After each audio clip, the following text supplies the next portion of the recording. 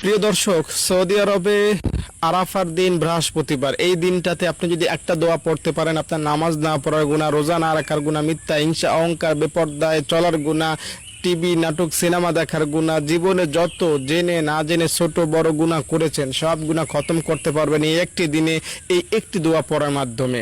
আমি দায়িত্ব নিয়ে বলছি, আপনি দোয়াটা পড়বেন আরাফার দিন বৃহস্পতিবার, আপনার গুনাহ নিঃসন্দেহে 100% মূল থেকে মাফ হবে। এমন না যে আল্লাহ অর্ধেক মাফ করবেন অর্ধেক রেখে দেবেন, না।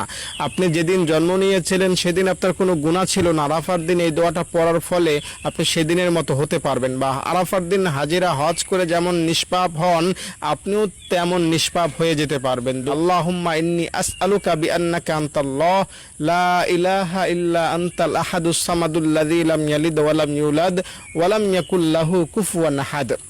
এই দোয়াটার ক্ষেত্রে রাসূলুল্লাহ সাল্লাল্লাহু আলাইহি সাল্লাম কসম করেছেন আল্লাহর নামের।